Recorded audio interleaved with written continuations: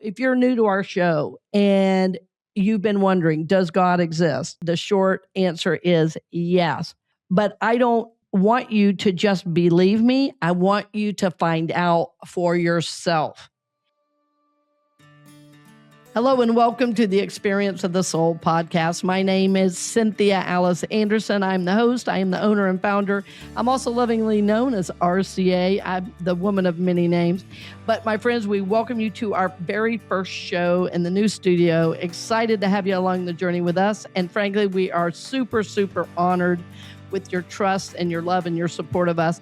And of course, I want to introduce my producer who's right here by my side today, Mr. Shawn Kilgore. Hello, everybody. Happy and blessed to be here. Really excited about this new direction that we're moving in this brand new studio. So welcome, everybody. This is episode 415 of Experience of the Soul. Wow. Does God exist? It's going to be a good one. This is going to be a good one. It's going to be a good one. But we're so glad you're here. So again, my name is Shawn Kilgore. I'm lovingly known as SRK. We're going to make that thick. SRK. I received an email from Mary Wanzer at Unity Daytona Beach, and she started the email, SRK. I was like, it's working. It's working. You must have listened. I love it. Well, we are having a lot more listeners in this area now. Now that I'm based over here, you're over here more. And I love making connection with business owners. And my friends, where we are even, this studio is based out of a building called the Workspace Collective. And there are people from all different fields working under the same space. I got my coffee from a guy who's independent. And it's a wonderful space. It's about people coming together to do what they love to do. And, believing in their spirit to be able to succeed. So I love being in a space like that. There's a great energy here. When you walk in here, it is, it's professional, it's nice, it's calm, which is really... It is, and it's clean. Yes, yeah, very clean. And you may have seen this on a social media video that we put out, but we are in the home of WHOG, the Hog Radio. This is 95.7. So that's where we are, in the studio where they come from. Exactly. It's an old building that's been repurposed, which I also love everything about that, because we don't want to throw away the old. It just needs its proper place and to be upgraded. And they've done that beautifully here. And there's a great, great vibe. So we hope, you're going to feel that through the airwaves, because we're feeling loved and supported. And I don't know if I ever told you this, Shawn, but years ago it's probably about 7 or 8 years ago, I saw Harry Connick Jr. He was in town, and man, I had incredible seats. It was a spiritual experience, really, seeing Harry Connick Jr. And he said it was, not long after Dr. Phillips had been built, that Performing Arts Center downtown Orlando. And he said, a nice green room doesn't really help us play better. He said, but it helps us feel supported for our art. And I get that. 100%, I get it. Yeah. Right. And so it's like, I love my home studio. You love your home studio, but we felt like this could elevate the experience, not only for us, but for our listeners, because the sound will be better. Our vibe is easy and good. We're supported. There's a refrigerator. There's a coffee maker. There's free snacks. There's a beautiful conference room we're going to be able to use for our team meetings. So anyway, friends, we hope you're feeling this and glad to be a part of it. It's special. Yeah, it is. It really is. And I'm grateful to be a part of it. Well, friends, let's take a look at what's happening this week in spiritual history, where we are asked, what if caring for the earth is actually a spiritual practice? So we begin this Friday, June 5th, with World Environment Day. Across many spiritual traditions, caring for the natural world is seen as an act of reverence and gratitude and responsibility, really. And honestly, it feels like a good reminder right now to sort of slow down, maybe step outside, take a nice deep breath, and reconnect with the world that we are all supposed to be shaping and taking care of together. Beautiful, beautifully said. Yeah.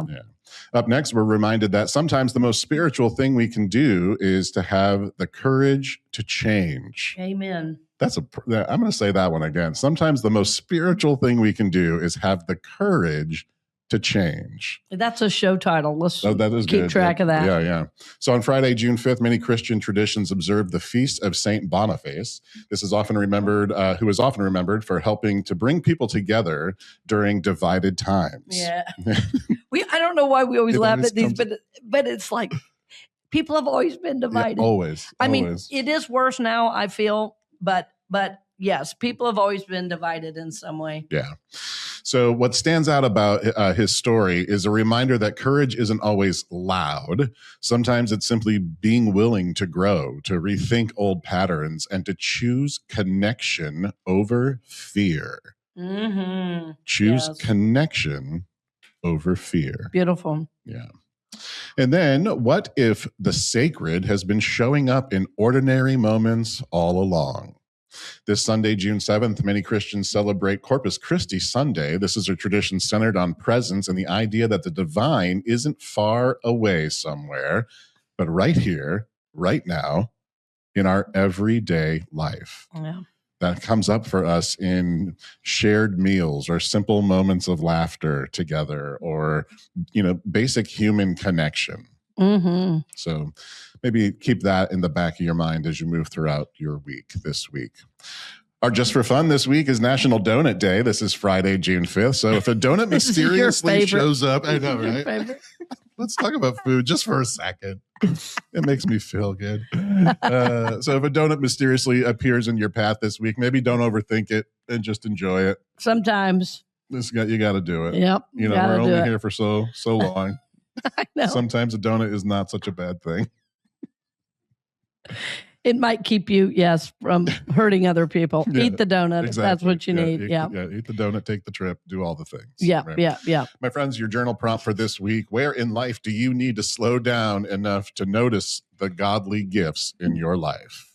Oh, beautiful. Where in your life do you need to slow down enough to notice the gifts from God in your life? With that, my friends, this is episode 415 of Experience of the Soul, where we are asking, does God exist? Great intro there, Shawn. And I love all the things you bring to the show. I love this week in spiritual history. And what I do love about it is, I know I share the titles, but I still continue to be amazed at how they dovetail each other in terms of my intention and my, what I feel Spirit's really guiding me to bring and what's happening in the world. And this is what I love about the way Spirit works and the way Spirit speaks. I'm thoughtful today about the show, and I never want to minimize our spiritual questions, but because this spiritual question has been answered for me so long, I jokingly said to Shawn, this will be a short show because the title is, Does God Exist? And I said, well, in a word, yes. Okay, blessings on the journey. We're done. But we try to have fun with some of these ideas, but it is a wonderful question. And I remember asking that question as a youngster, and I think we all at some point, asked that question. And it seems to me that so many people right now are looking for answers. And so if you're new to our show and you've been wondering, does God exist? I don't want you to have to even listen to 30 minutes. The short version, the short answer is yes. But I don't want you to just believe me. I want you to find out for yourself. And I believe the true teachings of the world are empowered teachings, where we empower you to find your own answers. And I'm disturbed at how so many spiritual leaders, ministers, pastors, priests will say, God told me to tell you. And in other words, you should do this and you should do that, because it is a place of authority that I don't believe belongs to anyone but you. That said, as a spiritual leader myself, do I have a good God connection? Yes. I work on that connection daily. But I don't want you to just believe what I say. I want you to investigate that on your own. I want you to have a real experience of this, that you will know undeniably that, yes, God does exist. I also want to even back up a little bit and say many of us were taught about God in a way that's very, very limiting. Most of us know of God from Hollywood or from the church of our childhood. That said, more and more people that I meet over the years were not in church at all. A lot of people that seem to be attracted to my ministry are either former Catholics, a couple former Baptists, but a lot of people that are attracted to my ministry are people that have been in recovery, who have not had church at all, and are seeking a meaningful relationship with the divine. So that's what I offer in terms of the way I approach God and the way I approach your relationship with God, which we'll get to in the next show about can I know, I can't remember the exact wording of the title, but I think it's can I know God personally, or can I personally know God? So does God exist? Is a great question to ask and sit with. Does God exist? The God most of us were taught about. If we were in church, I'd say, raise your hand if you were taught that God was on a big throne in the sky. And every hand, I'm sure, would go up. I was trying to think of the name of the actor who's played God. It was probably Charlton Heston, but he also played Moses. So Morgan Freeman. Yeah, right. Well, if you saw the movie The Shack, there was a lot of response about a lot of negative response because God was a black woman. I don't know if you remember that, which I absolutely loved. I absolutely loved it. Oh, and George Burns. Oh, George Burns has been God. That's true. And the movie, Oh God. Yes. Yeah, that was George Burns and John Denver. And so these questions, though, I'm thinking that if you're in your 20s, which a lot of people are in your late teens, early 20s, you say, "Who is George Burns?" So I'm aging myself here, but gosh, that would be a great thing for you to do is experiment learning about people's the way different people view God. And it's different in different religions. It's different in different times in our culture. It is different in other countries. And I saw a podcaster the other day, interestingly enough. I like his ministry a lot. I'm spacing on his name right now, Shawn, but I'll give it to you later. But he was talking about how in the early days of Christianity, there were all different brands of Christians. There were Christians that were Gentiles, Christians that were Jews, that and there were really different ministries and different way of viewing Jesus and even God, but what they aligned with and what they were able to connect on was Jesus. And there wasn't infighting. There was a connecting around Jesus as a central figure. So as you start to do your own work around God and how you view God and how you know God and does God exist, you're going to find that Jesus and God are used almost interchangeably, even though Jesus himself did not. He referred to God as Father. We are told he is the Son of God. And Jesus said, I of my own self can do nothing. It is the Father within me that does the work. So I want to encourage you on your journey to know if God exists. I don't want to give you all the answers. But what I started to say is begin to do some thoughtful and slow investigation. And I want to ask you to consider, was there a time in your life where you felt some kind of help and support that you couldn't point to a person, or a living individual that you felt supported? Maybe you had the courage to do something. Maybe you had the will to try something new. Maybe you had this feeling of love toward another person that, like a lot of times people tell me when they give birth or when their partner gave birth, whatever, in a marriage situation, if it's the husband and not the wife, or a partner and not the one who's giving birth, they say, I felt like my heart exploded. And that's how I felt at my son's birth. There was so much love and joy. And I said, this is God love. This is such a pure energy.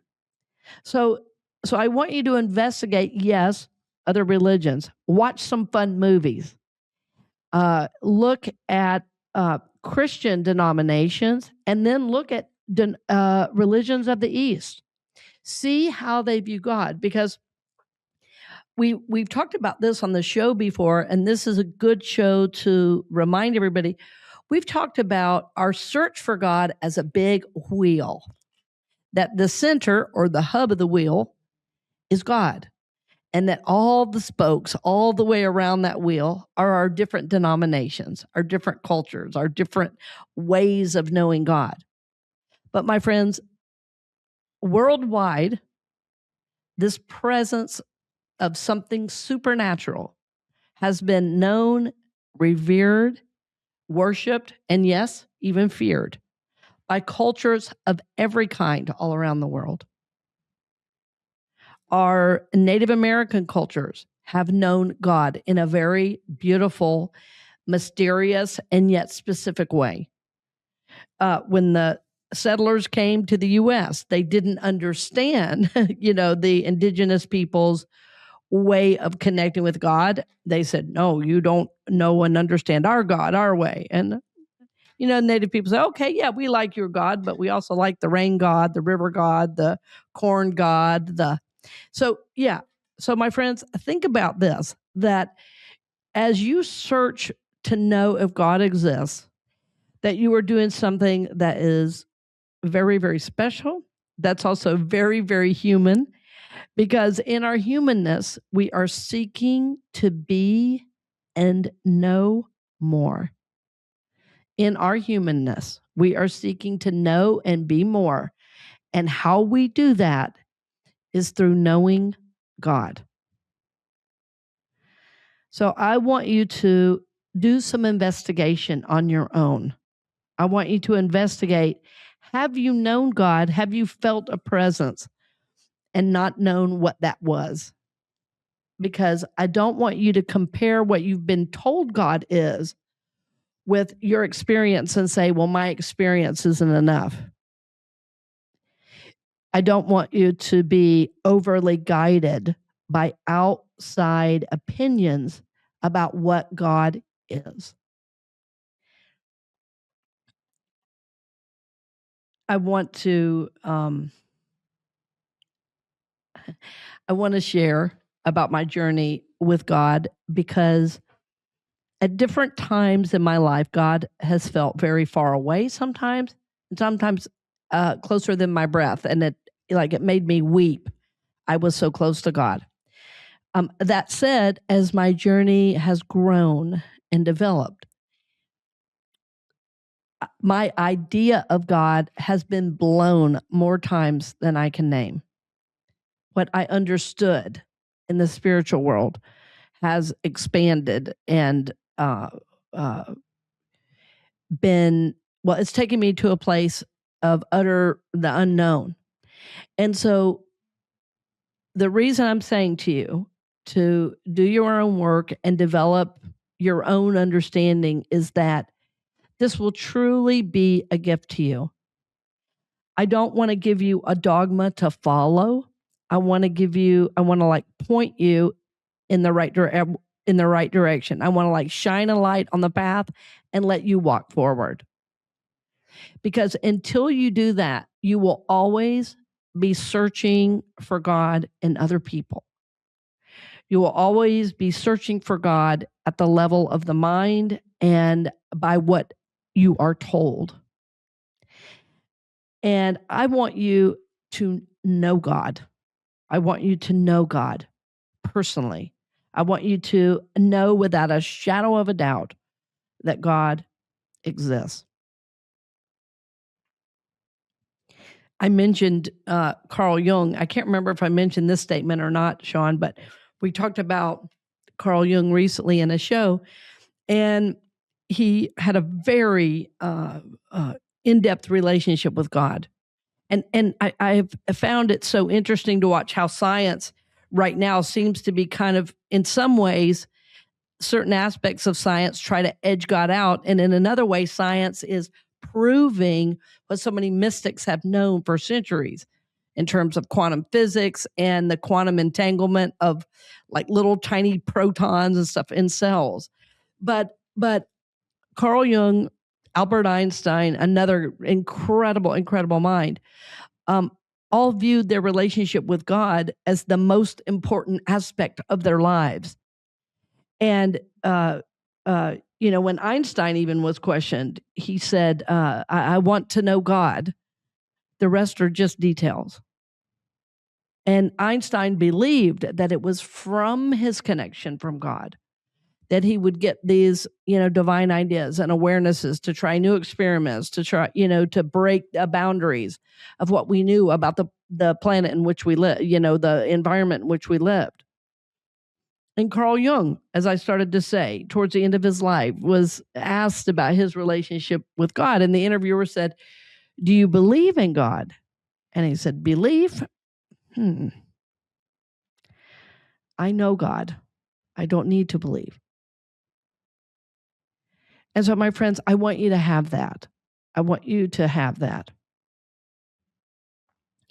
When I was a little kid, I grew up in the South, and in the South, everybody had a church. There's two questions you're asked when you grow up in Georgia, when you meet somebody new, and that is, were you sprinkled or dunked? And that tells us everything we need to know about your church, your religious affiliation, and even how you view God. I don't think I knew a real Jewish person until I was probably in late middle school or high school when we did what was called a Seder supper. And it was the opinion of a pastor that we needed to learn about, other cultures, and also reminding us that Jesus was a Jew and in fact celebrated all of these things, and that it was incumbent upon us to know. So in my childhood, I had a wonderful foundation of spirituality, but I wasn't taught that I could really have direct communication with God necessarily, even though we prayed in church, even though we prayed at meals. It wasn't until I went to school at the Baptist school that they said things like a personal relationship with God. Well, my experience thus far was feeling like God was way, way out there, and I was way, way down here. And I felt like I couldn't do enough to please God. Like maybe I couldn't reach God. Maybe I couldn't know God because I didn't know if I was good enough. That was my feeling. And of course, in church, we said things like, "I'm not worthy to gather the crumbs from under thy table." That was one of the creeds we said around communion and things like that. So I had spiritual and church, kind of the spiritual ideas from the church of my childhood basically said that, we're all so flawed and that we have to work really hard to please God. But the more I studied, I learned something different. So when I was in the children's choir, and Shawn, I know you sang some in kids choir. I mean, we both. I remember we found out we were both in kids praise. Yeah. That was like a moment for sure. Salty the songbook. Yeah. And for me, the church was so important, growing up because it was small and our church didn't open without the Andersons. So, but there was a song we did in children's choir, and I know it to this day, because when I would go through a hard time and I would feel like God was really far away, because as a kid, that was the only way I knew to say. I couldn't say, "Oh, I felt separate from God." What I know is I just felt alone. But the words of this little kid's song were pretty sweet. And I'm going to see how much I can remember. But this first part, I know by heart.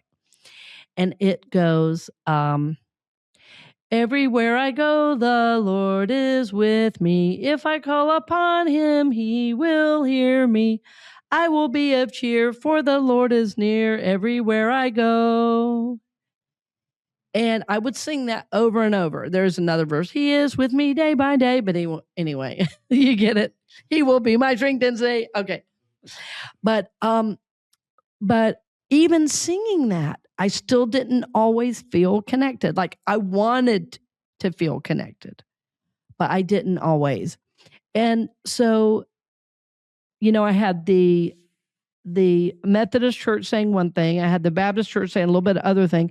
And in the Baptist church, the number one thing was to be saved, to commit your life to Christ, to accept Christ into your heart. And I had attended the Methodist church my whole life and had never heard those words, because really in the Methodist church, we were more about service. Yes, we were about loving one another. We were about loving Christ, but there was not this idea of accepting him into your heart. I just thought he was always there. So I was already at a very young age getting two different ideas of God. In the Methodist church, God already loved us. We were already good. And then the Baptist church came on top of that and said, no, you're flawed, you're sinful. And then I'm also hearing the creeds saying about how, I'm not worthy to gather the crumbs. So it didn't make me feel all warm and fuzzy towards God. We were really taught growing up to fear God. And so God felt very, very far away. But as my journey deepened, and it deepened through my nephew getting, he got what's called childhood leukemia, and I began praying. And that was what shifted my awareness and understanding of God, was trusting God, leaning on God, talking to God, asking for help. And I was deeply searching. I watched TV preachers. What was that guy's name? Was it Jimmy Swaggart? Yeah. Was that the guy who would do the oil? Yes. Yeah, he would say, if you send me even a penny, I'll send you an oil. Well, I did that. I mean, I'm like, I'm in, because my nephew was such an amazing soul, and he was only 5 years younger than me. I've talked about him on the show before, but I have to mention this in this show because his life was so important to me. Just, he was like having a younger brother, which was so great because I had been the youngest, and him getting sick just broke my heart. I couldn't imagine, life without him. To this day, I feel my family's never really gotten over the loss, because he did later die of leukemia. I was, 13 when he died, and he was 8, almost 9. But what had happened over the course of his illness was I had watched this TV preacher, and I had ordered the oil, like I mentioned, and nobody in the family knew it. I did this all on my own. This was all my little spiritual journey at that young age. And I would, at night when he was sleeping for a while, my sister, and he lived with us. So, it's my oldest sister's son. That's why we were so close in age, because there are so many kids that, her son was close to my age. But so we shared a room for a time, and I would go in and I would give him a little oil right on his forehead, or maybe I'd rub a little of that special oil on his tummy. And, I would pray to God, and I would go with him to his doctor's appointments. And so, I couldn't understand why God would not heal him if I was doing all the right things. And it took me a long time to understand it, because I think I could have gone two ways with that situation. One is to believe that God is not real and God does not hear our prayers. But because I was praying so much, I was feeling the presence of God, but I just couldn't understand at the level of the mind why a kid like this would have to die.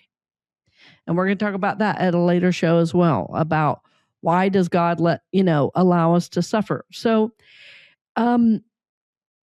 what I know is that when I prayed, I had a felt sense of peace that would come over me.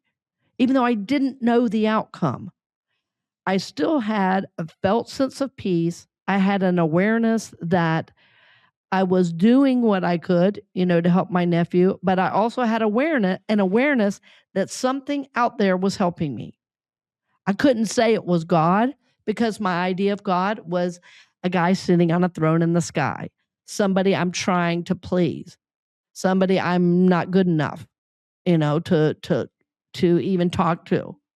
But in the prayer work, in the seeking to have healing for my nephew, what ended up happening is my awareness of God became very, very real. And even at the end of his life, some of the things that happened that were so powerful, it was so obvious to me that God was real. It was obvious in the way he knew what was next for him. It was obvious in the way he was calm and at peace in those last days. And my friends, we're talking about an 8-year-old child saying, I am okay. The angels are helping me. He heard the angels. I mean, it was so powerful. So it let me know at a very, very young age. I mean, I was, like I say, not even driving, that God and the spiritual realms were most definitely real. I did not experience, though, God up on a throne. I did not experience a God that threw down lightning bolts when I did something wrong. What I experienced was a God of peace, a God of love, a God of comfort, a God that was a sensation and an awareness. I experienced a feeling of serenity is really the best way I could describe it. And I could feel God in my nephew's body. I didn't have the words for it then, but I would feel an energy when I would put my hand on his belly or my hand on his forehead. I could feel a warm energy. So for me, this is God. God is not necessarily in the places of worship, even though God is everywhere. The God that people speak of is a God of the mind, not a God of experience. And so, my friends, please, please, please trust yourself and your journey to know that you have the power, you have the wisdom, you have the awareness to know God exists. And then, even as we're saying for our future show, to know God personally. I believe that this desire to know God is a part of our humanness. I think we have always wondered, is there something more? My answer to that is a resounding yes. My hope, though, is that you will do some of your own work in consciousness, that you will investigate your own awareness, and then even see if what you're thinking of as God, are you setting yourself up to fail because of this mental image? Because God is not a guy on a throne in the sky. God is everywhere present. God is in the air we breathe. It is in the very cells of our bodies. And yet God is as vast as the heavens themselves. One of my favorite quotes about God is a circle whose center is everywhere and whose circumference is nowhere. I keep coming back to that in my ministry lately because I just hear so many people putting God in this tiny little box. And my friends, God is bigger than you can ever imagine. But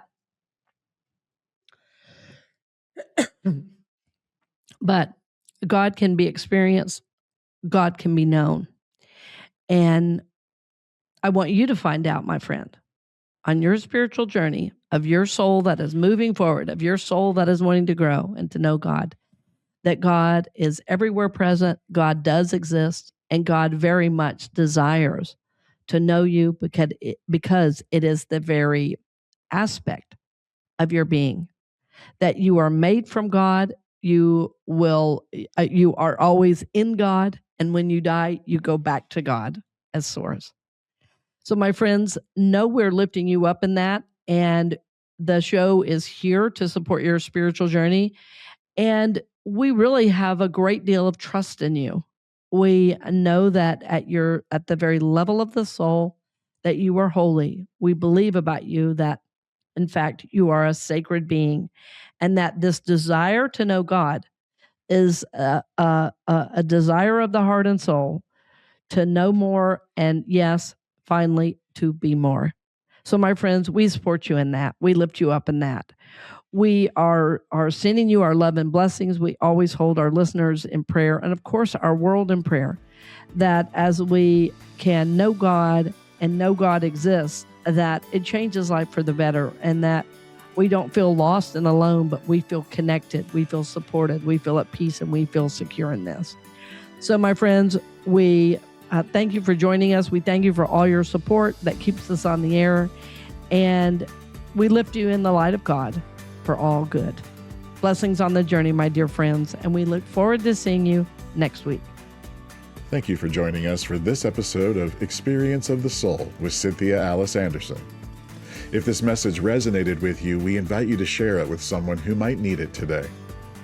This show is made possible by listeners like you, and we're grateful for the community that helps keep these conversations available to all. You can learn more or contribute to the show at cynthiaaliceanderson.com/donate. Produced by Kilgore Creative and a production of the Soulworks Group Incorporated. Until next time, take good care.